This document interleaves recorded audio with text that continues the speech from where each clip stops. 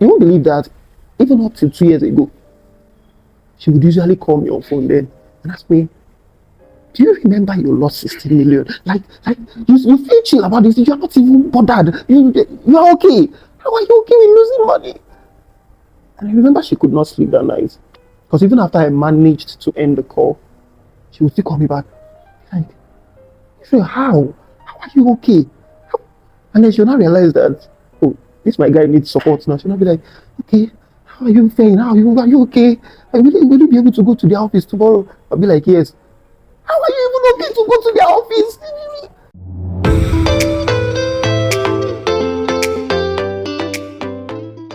Hello everybody, welcome to Soul Haven, a safe place where mental, family and relationship dysfunctions are addressed, providing you with safe tips so that you can live and become your best self. Okay, so if you joined the last webinar that we had, you would have seen this tweets, right? We had a webinar conversation on overcoming gambling and addictions, and time was not enough for us to really dig deep into the topic. I mean, Mr. Chima had a story to share and we were unable to take that story. So that's why we are here, right? So we're going to just be reflecting how he was able to overcome gambling. And I know a lot of persons are waiting to hear this story, right? So we're just going to feed in. So Mr. Chima, we're just going to hear from you. What do you do first and foremost? What I do, I live. I try to remain alive as much as I can. For fun, I love to sing and I love to play football. Professionally, a support specialist, technical support specialist, and I love solving problems. I think both technically and otherwise. Yeah, I enjoy solving problems. I like looking for the connecting parts, missing parts, and then fixing up things. So I do that for fun too. Yeah, thank you. It's or would I say it was a very interesting part of my life. So it all happened after university a few years back. That's about 10 years ago. And I looked out for opportunities to make money. I was aggressively searching for opportunities to make money until a friend of mine reached out one day. We're in church. He wasn't a friend at the time. He just knew me from school and told me about Fiverr, and everything about it seemed, captivating. It looked like what I could do or what I would enjoy doing. So I gave it a try. And within the first month, I enrolled on Fiverr as a writer, as a counselor, or what you would want to call a therapist now. And I started off, with nobody even, reaching out. I made no sales within the first month. But in the second month, I had a sale, just one. And then everything kicked off from there. And going on, I started to make a lot of money on Fiverr. After about a year or so, funnily, I had to deflect my NYSE posting by a year because I wanted to take the time to make money because I knew there was no other way money would come from. So when Fiverr started to bring in money, I realized I was making a lot. So I decided to, pivot. Not like pivot, to spread my tentacles. You know how they say, don't put all your eggs in one basket. So I looked around and saw that gambling, not gambling as per personal gambling was a booming market, or what you would call the betting industry or staking industry or gaming industry was a booming market. So then Bet Nigeria was in vogue. So I reached out to find out what it would take to open my own shop, to become an agent and all of that. And it took a while, but after about a month or two, we were up and running. Rented a shop, bought a few laptops, got a TV, Wait, are you serious? Yes. I actually thought this betting story was just limited, like you going to. No. Oh, you were like the orchestrator. It's a huge and funnily, I'll use a lot of funnily because whenever I remember this story, it has this humor. Oh, wow. So funnily, I wasn't a big fan of betting. My cousins were doing it a lot, but I always see it as I have a reputation. I can't just go to the open. Like it always feels to me like it's a forbidden place. So I shouldn't be found there. So for me, opening the shop, I still had that notion, which was the reason why the business failed. So I wouldn't want to be found anywhere around it. I wouldn't want to be tied in any way to betting. It was a low for me. Like an undercover. Yeah. So, but that was the reason it even thrived. Because when you hide addiction in secrecy, it would foil into something you didn't even expect. And that was what I was going to say in my last session. It was more or less the collecting point. How you are not supposed to expect that you will change yourself by yourself. You need an external factor or an external force, and that is where the therapy thing comes in. So back to the story. I opened the shop, employed a few guys to stay in the shop. One of them was even a friend of mine who actually told me it was impossible, that I didn't have enough money to do it. So as part of proving to him that I did it, I had to bring him into the shop when he told me he was looking for a way, to make ends meet. Yeah. So I put him in, put them on salary, and after about 6 months, the business was going fine. And because I had very good, knowledge of football and all of that, I would usually visit there to see how they are doing, because I was more into my Fiverr thing. So day in, day out, I was on my system doing writing, doing all of those. So they would usually send me reports at the end of the day, we'll review and all of that. So I would usually visit, and whenever I'm there, I would see how these people are, wasting money, in quotes. Because to me, it was easier for you to just pick one game that you're sure of and then put all of your money in it if you want to actually bet, because your chances of winning are higher that way. So when I see them packing up games, I would, find myself trying to help them, which I thought I was doing. Over time, I discovered that a lot of them were now depending on me to tell them which game to play. So because I would just be like, I want to go for all of this. Why don't you just pick this one and tell them and stake that this team will win? And as impossible as it would look, because I already have experience into how the strength of these teams and how they would perform. You see someone putting like 200. You come wife to say I get big money. If I don't put big money and all of that. So there was this particular man, we used to call him Papa. This man is very old. And I would say that man was the major reason why I told myself, or why I reconfirmed to myself that, I would not go anywhere near this gambling. Because how will you be this old? And he's a wealthy man. He left his family in Enugu. Then I was in Ebonyi. He left his family in Enugu. He was living in Ebonyi. I don't know what job he was doing. So he would usually go to Enugu during the weekend, but throughout the week he would be in Ebonyi. So he would come and he stakes the highest money. Sometimes stakes 20,000. Then 20,000 was a big deal. 20,000, 100,000. There was even a game he played with 200 and the game lost. And it was chill. So everybody just 200 Naira. 200,000 Naira 200,000 on the spot. This was 2016, 2017. 200,000 is a lot of money. Is equivalent to about 2 point something million now. Because as at that time, a $100 was around 200k. $100 bill was around 200k, because I was doing Fiverr then, so I knew exactly what our exchange rate was, between 180 to 200,000. That was $100. So it was a big deal, but he was chill about it. He wasn't even bothered. And I wasn't okay with the idea. Like, Papa, how did you lose this way? He was like, don't worry, I know where to catch them. So he started to patronize my, what will I call it, my bets now. Yeah. So whatever I recommend is what he would go for. I just tell him, instead just pick this one. So he was now making money consistently, was winning consistently. And I would say somehow that sort of triggered something in me. Israel, you are good though. But I still would not touch betting with a 10-foot pole at the time. Now, eventually the shop was boggled. That's a whole story for another day. I think a few persons just decided to boggle the shop and they carted away with everything. All the laptops, about 4 of them, the TV, the desktop, screens and all of that, the printer, the generator, that's a lot. the AC, like they took everything. The shop was empty. So I could that was a crippling point for me, so I could no longer continue. So I just went back with whatever was left, actually nothing. So I had just my laptop and the Bet Ninja accounts that I opened, that they were using to play these games. I still had a few, thousands in it, as per the amount we recharge, because you recharge and then they will play. After playing, you take the card, send it to your super agent will fund the account again, and the cycle continues. You get commission every week, and that was the only profit in it. So the Bet Naija people will pay you commission as the agent. Okay, depending on how many persons played in your center. How many persons lost in your center, not how many persons played. How many persons lost. So when I was speaking last week and I said the game is rigged against you, I wasn't just saying it from a, an assumption standpoint. I knew exactly what I was saying. So the agents are paid on the basis of games that lost. So that was why everybody loved me, or everybody loved coming to play in my shop. Because contrary to what I was doing, other agents would be leading you to lose. But I was actually giving them, I didn't think it was a big deal. For me, I didn't even mind if I was not getting the commission. So it was just a way to have another line of income or stream of income, another business that was totally different from what I was doing Fiverr.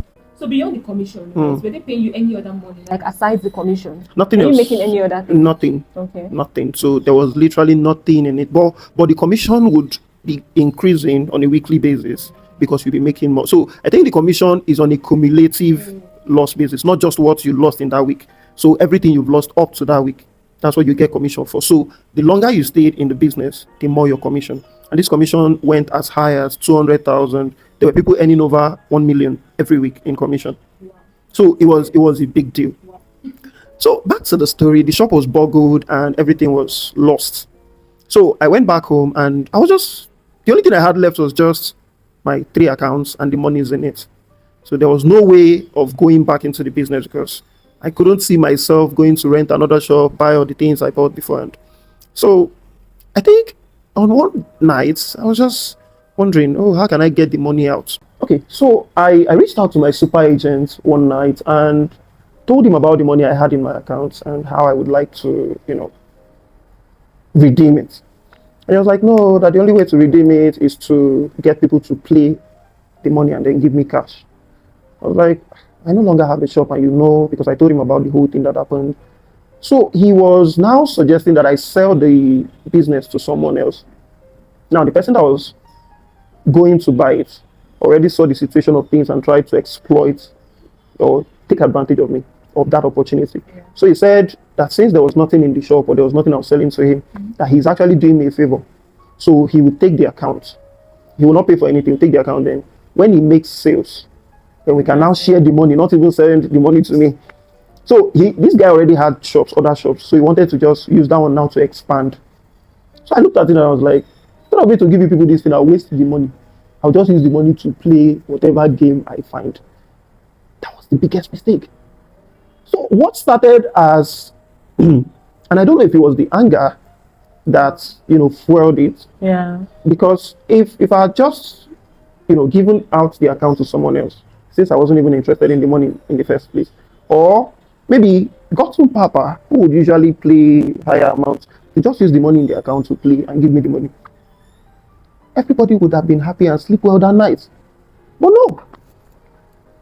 Little did I know I was, releasing a beast. So I went on to use that money, played really, I would just say big stakes or high stakes, because the money in the account was somewhere around 700k at the time. So I was like, okay, even if nothing comes out of this, let me just, stake and increase the money since nobody is even willing to do business yet. So let me just be increasing the money in the account. And God being so kind, is it God now? God being so kind, the money was actually increasing because somehow I knew what I was doing. So this is even to tell those who would think that, oh, they have good knowledge of the game and they would possibly break even from gambling. Nah, you won't. So I somehow grew this money from 700k to about 4 million. And Are you serious? yeah, and this 4 million happened within a period of, I think, about 2 weeks tops, 2 weeks and a few days tops. Wow. Because I can remember that after the money, after I finished, I had to go back to that guy, and the guy was like, he had not heard from me for 2 weeks. And I told him, oh, now the money has increased in this thing. Are you willing to pay 1 million? And I'll give you the entire stuff with the 4 million in it. He insisted on paying 200k. Are you insulting me? So now that was where, now, that wow. 2 weeks, as short as it might seem, I played bets consistently for that 2 weeks, such that if I stayed and I'm not doing anything, or maybe my phone and laptop, go off, I would feel like something is missing. Because I had already gotten used to playing that. It became fun, it became a comfort food for me. Now, this was just in the space of 2 weeks. My Fiverr account suffered the most catastrophic deaths within this period. Because I was no longer reaching out to buyers. I was even no longer meeting up with sales expectation or deadlines and all of that. So Fiverr account just, died like that. And then I realized what I had done And the greed started to increase. When it was 700, I was cautious about what I was playing. So if I'm playing, I'll have like a backup in case this one doesn't go. So when it was now 4 million, the pride, marinated with the greed, and it became a bomb. Because at this point, I was now comfortable putting 2 million at the full stretch, into just one game. I think the first few ones went fine because I remember growing that money to about 8, 9 million before it started to happen like they just noticed me from their server or something and everything was just going south. I'll just put this one and it will go south. And in a bid to recover what I lost, I will now try to double what I staked before. That, okay, I lost 2 million before, okay, let me stake 4 million so that if I win, I would cover both the losses and still have gains. And then within one night, I lost everything. Everything. When I say everything, it went to zero.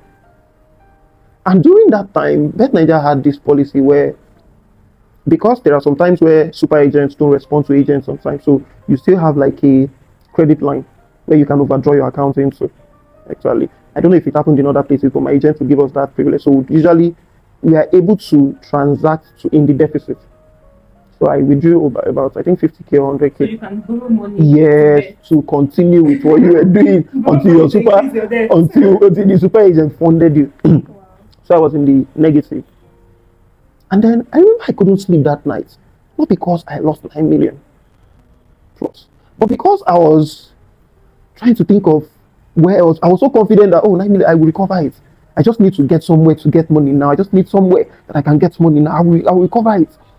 In fact, the reason this 50k or 100k deficit did not go as planned is because it wasn't enough. If I double 50k, it's just 100,000. What's 100,000 compared to 9 million? So if I can get something like 5 million, I'll just double it at a go and I'll get 10 million. And wait, are you trying to say that in space of losing that money, it did not cost you? That the reason why you lost it was because it won't. This thing is not just working. It won't. It's just something that just happened. Yes. So it just feels like, okay, this is just the window for losses. Oh, I'm seeing this game. And the bitter truth is, at that point, you start seeing games that will turn out good. And right in front of you, they will turn out as you have predicted. And that's why people who play virtual, the first one, virtual is like immediate. They would lose their life. They would put their life on the line if they could. Because of that notion that, I just lost because, this was not the game I was supposed to play. This one that is coming now that I don't have money is the game that I should play. If I can find anybody to borrow me this money, we are good. And in that night, I remember checking everywhere. I remember even reaching out to some of my Fiverr friends because we had a community then. What we used to do on Fiverr then was, if we get a new person, we'll order from them $5, so we'll give the person review, just so the person's account will be, will get visibility. So we already had that synergy. So if you ask anybody within the community, they will give you any amount you want because they knew we're making money. So I even had to reach out to a few of them. But thankfully, God helped. The first thing the guy asked me was, what do you need money for at this time of the night that cannot wait till tomorrow? Even though later the guy had to explain to me that sincerely he was worried. He wasn't asking me because he didn't want to give me. He was asking to even know if he should add more. But when he saw my response, he just knew something was off. That was the guy that saved me. And then the next morning I woke up. I didn't even know what kind of sleep I slept. But then I woke up and I was a walking corpse. The only thing ringing in my head was, you've lost money, but it's nothing. You can make it back. You've lost this money, but it's nothing. You can make it back. Long story short, I eventually broke off from the yoke of addiction, of gambling at that time. And then I felt, I've grown past it. Yeah, I won't see myself going to a shop. And the only reason this happened was because I had the account with me. I was able to do it in my secret place with nobody seeing me, nobody judging me and all of that. And that was why this happened. That since I don't even have the account or any money in it, it would no longer happen. But then fast forward to 2020, is it 2020 or 2019? I was sent to CBN in Abuja. Now, this is where this is why you need the external force or therapy. So I didn't think I needed any of those therapy things because I felt I was in control of whatever was going on. I decided what would happen. So I went to this CBN site. I was paid well, fantastically well. And then I decided, I had good knowledge of cryptocurrency. I already have knowledge of cryptocurrency and I already have crypto, that I saved. But the that spirit of gambling, let me call it a spirit because it's actually a spirit. It is living. Yes, yes, it is alive. It is living. So that spirit of gambling was still there. And when that spirit is there, instant gratification becomes your normal. If it will take time, it will not concern you. But if it's that one that will give you sharp, you are in for it. So with the kind of money I was making, I could easily just keep my money in a crypto account and make massive gains because $50 every day was a whole lot. But no, I decided to, pivot into a branch of trading or a type of trading in cryptocurrency called futures. A lot of you know what futures is. So, and I was doing well because, just like before, I have good knowledge of futures trading. And then in one night, everything went south. So I want to get something. These futures, is it like a form of gambling also and stuff? I will call it's a form of trading. But because of the instant gratification or the greed, the human instinct to, want it quickly, that's why people would go in that direction to trade futures because the gains were faster than having to just invest and just wait for the value to appreciate. But in futures trading, you would make your money faster. You'd be looking at your money growing like grass. You get so. And even though my ideology does not support gambling because I knew better at the time, I discovered that this gambling was now morphing with a whole different face, in a whole different light, coming in a whole different clothes. But it is still gambling. So futures is advanced gambling, if you ask me. Now, in one night, I lost over 16 million. Wow.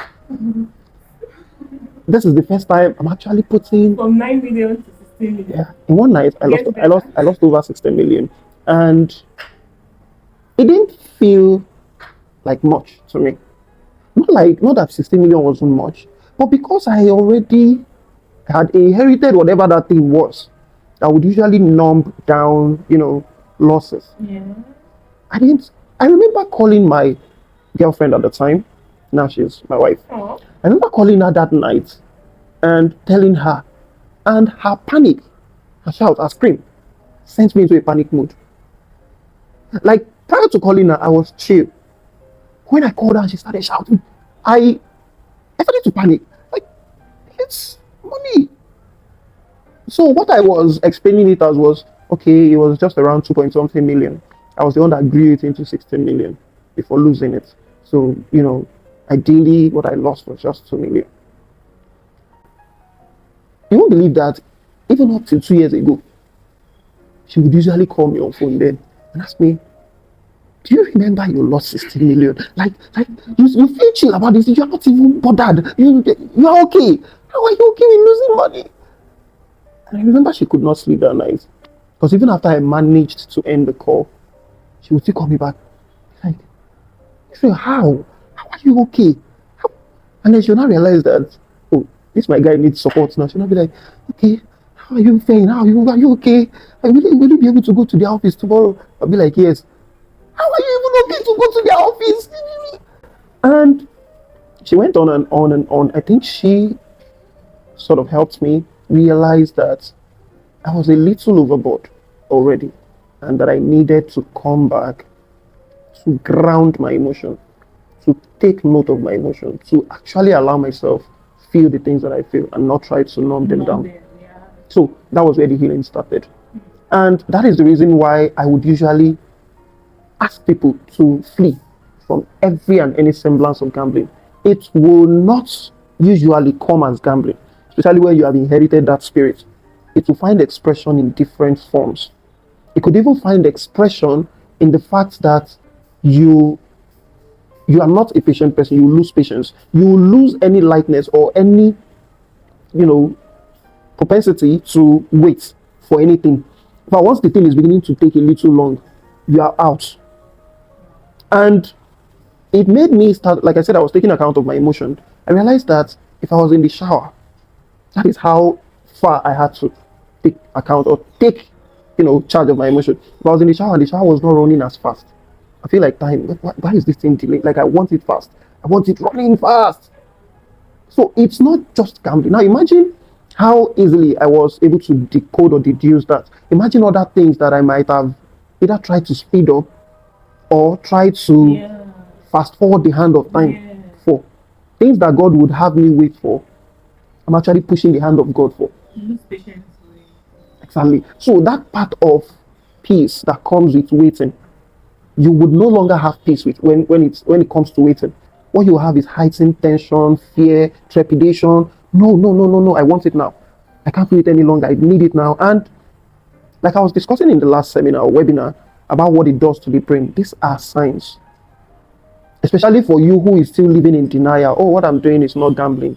What I'm doing is just investment in different diverse forms. Take your time. Review how you react to things. Are you quick to judge? Are you quick to jump to conclusion? Are you quick to numb down pain? Are you quick to try to move on from anything because it's not even your target? What you're looking at is where the next game will come from or how you will. So, and now, back then, we had bet shops open. Now we have virtual shops everywhere. There's different betting apps. So they don't even need to leave their house anymore. So what was helping me checkmate mine then, which is the fact that I don't want to be seen, would no longer serve the purpose now, because now they have their phones, they have the apps, and apart from just having the apps, even without knowledge of the game, I discovered there are a lot of gamblers. They call themselves sponsors on Twitter, on Instagram, on TikTok, on various social media platforms. And what these guys do on an hourly basis, it's not even hourly, every minute, they drop games. Short game. If you play this one, you are in. And some of them even charge money to add it to their VIP group. It is that bad, and people pay. And they'll fail. People will pay, go there, lose money, complain, they will block the group, open another one, another set of people. There's a pandemic, and it needs to be addressed as quickly as possible. And I think that's why we are just doing all of this, like to just create an awareness, because people are just quiet about it. And when it really got alarming was when I heard, like I mentioned, so when I heard from secondary school students, when I heard them say, oh, because we were just talking, it was a random conversation, and I mentioned I was like, things about purposeful living, and we just entered into gambling. I said, let me even address this topic. Gambling is not designed to favor you, right? And I asked them, okay, what have you learned? They're like, we learned that gambling is not designed to favor you, but if you increase your stake, or whatever, you might win something. Like, is this how bad that this thing has eaten deep into this students, right? That okay, if you increase your stake, like I was dumbfounded. I was like, what is happening here, right? And I said, okay, no, we need to take this up and really create an awareness towards it. Like, I mean, something. So beyond, you mentioned that one person that helped you, right, or one thing that you did that helped you break free from gambling was now learning to ground your emotions, more of emotional awareness, right? Being able to feel your emotions, what exactly it was, and your wife helped you in doing that. What else again were you able to do that helped you break free from gambling? So I also discovered that gambling thrives more when you try to revenge gamble. Maybe you lose money and you decide, oh no, I must recover this money. You will find that you are even getting more and more. It's just like trying to run on quicksand. You keep going down. The more you try to run, the further down you would go. So I discovered that when you revenge gamble, it increases your hunger for more. Now, revenge gambling, like I already described, could be trying to recover money you've lost. It could also be trying to blame every other thing around you for losing that money, apart from yourself. And most people even go as far as blaming God. Oh God, why did you allow me lose this money? Oh, you knew this money was my school fees. Why did you allow me lose it? And it's very real. And then because they've done that, they would usually go headfirst further into the gambling, because to them, well, let me just go on and live my life since there's no God to help me. So that revenge idea is what will even kill you faster than you should have died, because normally the gambling would have killed you. So, but the revenge idea is what would even kill you faster. So what I would usually advise is, where you are now, you're already in a hole. Don't dig further. Just start looking for a recovery means to climb out of that hole. Delete that loan app that you have on your phone that you would usually bank on to, get more money to go further. Delete the loan app. Identify that you need help. it is not lack of money that is making you gamble. No, you need help. Identify that you need help and seek that help early. In fact, the earliest, the better.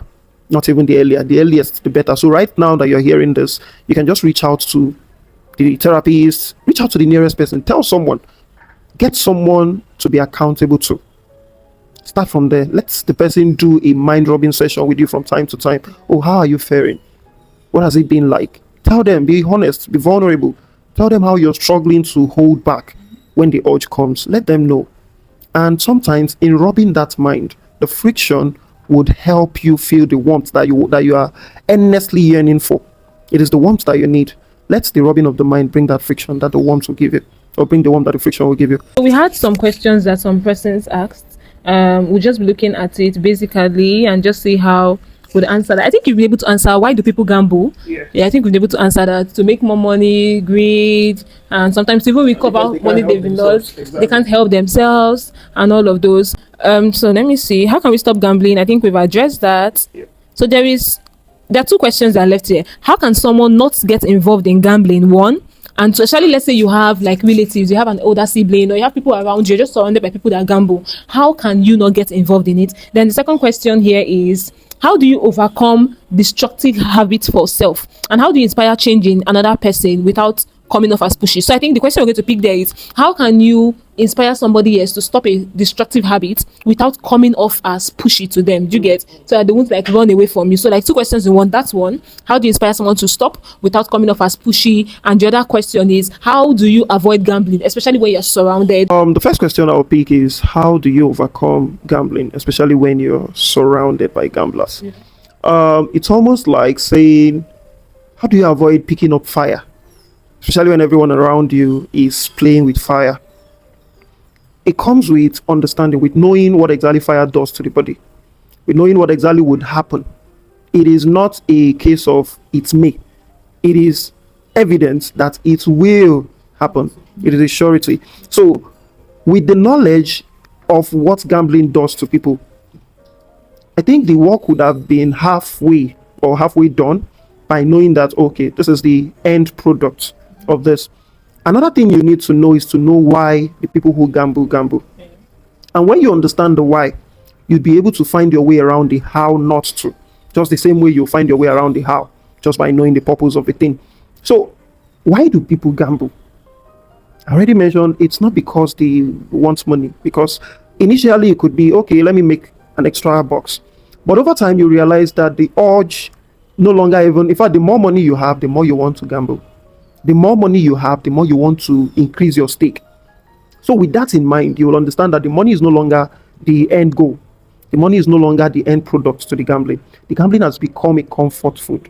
So what you need to do is build new habits, learn new skills, play brain teasers, engage your brain with, things that would build your brain, things that would increase your brain cells, things that will strengthen your neural pathways. You understand? Things that would make you able to easily withstand these urges. Things that would make you able to easily make decisions from a place of thoughtful thinking, if there's anything like that tautology, rather than a place of emotion.